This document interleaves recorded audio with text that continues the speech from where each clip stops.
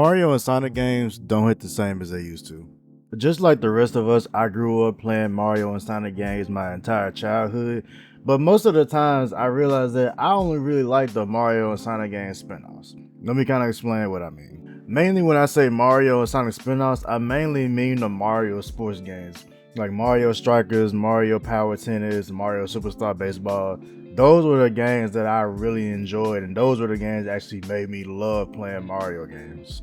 And plus, when I played these games, it really felt like Nintendo were giving the characters their own identity instead of just having their, generic archetype of characters and, letting them be unique and letting them have their own style to them. Especially in the Mario Strikers games, and even something like Mario Power Tennis, which was more of less of a known Mario sports game, but I really like it because it's basic that you're just playing tennis with Mario characters, but I really do feel like these were like the games that made the characters stand out and let them, let the lesser known characters shine a little bit, like Shy Guy and Koopa and all that. But don't get me wrong at all. I do know that there are classics, like the old Luigi's Mansion, Super Mario Galaxy, Super Mario Sunshine, Super Mario Galaxy 2. I do know there are classics for the older Mario games, but I'm mainly talking about the newer ones because they just don't really seem like they do anything different enough to make the formula, really stand out and really make the games seem different and not just the same as every other Mario game that there has been. Now, Mario Strikers and Mario Strikers Charged is literally what every soccer game should aspire to be. It took the basic game of soccer and made it to its own unique form of soccer. And it actually, like I said before, gave the characters, unique characteristics. And they weren't just the same, generic cast of characters. They actually had, something unique about them that made them stand out. Also, the soundtrack for this game is fucking fire. And also, for just Nintendo games, as far as the old Mario Strikers and Mario Baseball and even Mario Power Tennis, the depth of the actual game mechanics. Mario Golf Toadstool Tour is the only golf game that I would ever play in my life, and I would never play any other golf game besides. They even had a collab game in 2012, which was the first Mario and Sonic at the Olympic Games, which in my opinion is the best one because it was on the Wii, and it literally fit the motion controls for the Wii perfectly, and it's the only one that I ever played because the other ones weren't on motion controls, and it didn't really look fun at all. These had the best game modes, best set of characters, everything about this one was just great. But speaking of Sonic and Sega, you were the chosen one! Since we on the topic, Sega and Sonic games haven't been shit in a long fucking time.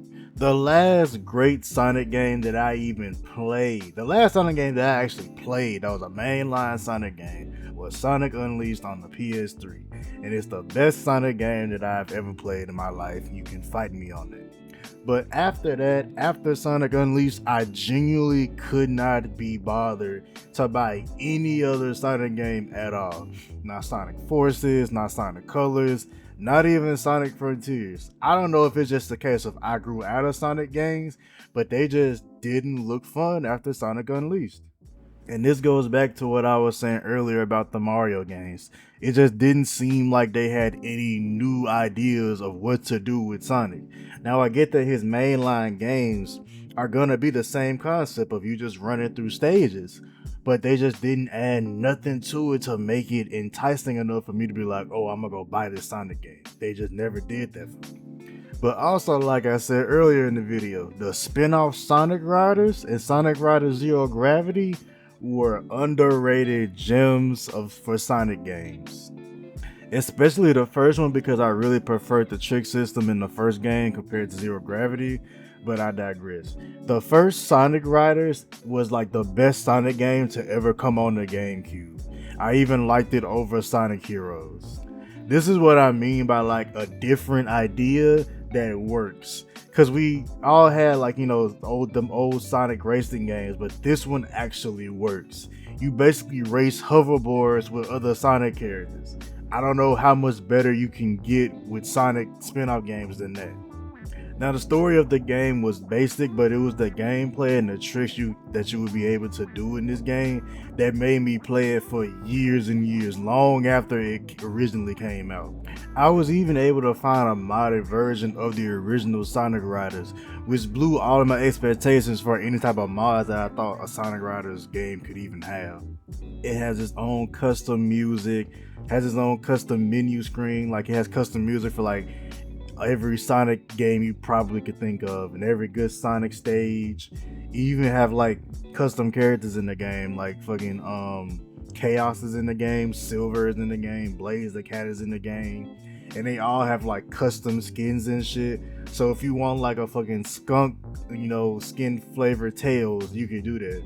Or if you want like a white and black Wave to Swallow, you can have that. Like, it's really like the perfect like modded version of Sonic Riders. Like, and they modded it so that you go faster in the game, go like 300 miles sometimes and shit. Like, it's basically the perfect mod for the perfect Sonic spin-off game, which is Sonic Riders.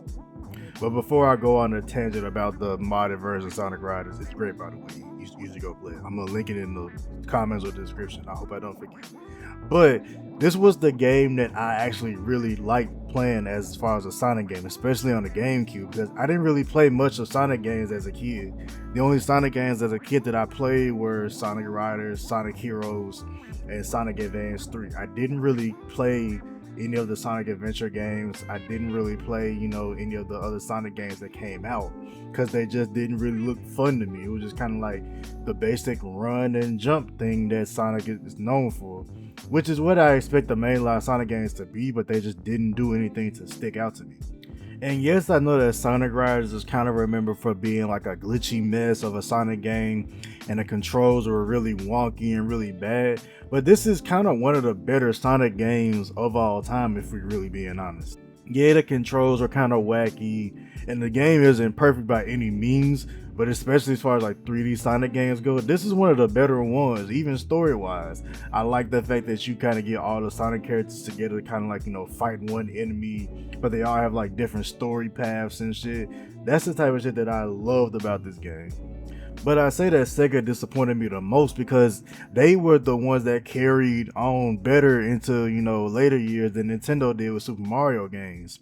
Games like, Sonic Heroes, Sonic and the Secret Ring, Sonic and the Black Knight were all decent games, and they were way better and more fun to play than, the new Super Mario Brothers game, which were basically kind of like reskins to me. And like, to see, Sega fall off with Sonic so hard, it just kind of hurts a little bit more. And plus, in general, I just always liked Sonic better. I just preferred the Sonic games better. But to kind of put this in conclusion, so I won't be rambling on here for too long, I really just feel like whatever it is that's like peak Mario and like peak Sonic, I really feel like we've reached that, and I don't really feel like we're gonna get that ever again with Sonic or Mario. As far as the mainline Sonic and Mario games, I don't think we'll get to the point of like peak Sonic and peak Mario as far as mainline games go. And to be honest, I feel like they've basically done everything that they could with the Sonic and Mario franchise as far as mainline games go. And I really do wish that they would do more spin-offs. If Nintendo could make it right, they could make a Mario basketball game, like Mario 3-on-3 Hoops that was on the DS. I love that game. We haven't got an actual Mario basketball game ever since.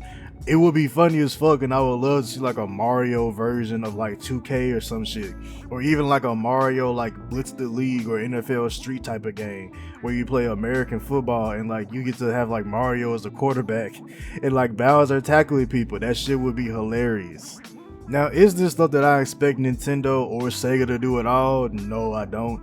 I don't really think that, especially at this point in time, that we would even really get a spin-off like that. Because yeah, Nintendo did like reboot Mario Strikers with Mario Strikers Battle League, but it wasn't all that great. Yeah, it's cool and all, but I wish they would have kept it more like the original two games. But it's a decent game at that, but I don't really think we'll be getting more creative spin-offs like we did with, Sonic Riders and Mario Strikers. And I really don't think we're gonna be getting Sonic Riders because Free Riders ruined it because they decided to put it on the fucking Kinect and make it have motion controls. I hated that shit. But at the end of the day, it might be hope at the end of the tunnel for Nintendo or Sega. I just hope that they, take more risks with some of the spin-offs and actually give us something that will make the games better and not just the same old that we done had for the past like 10 to 15 years. But that's just my thoughts. Let me know what y'all thought in the comments below, and let me know what y'all favorite Sonic or Mario game is. And make sure you like, comment, subscribe, and I'm out.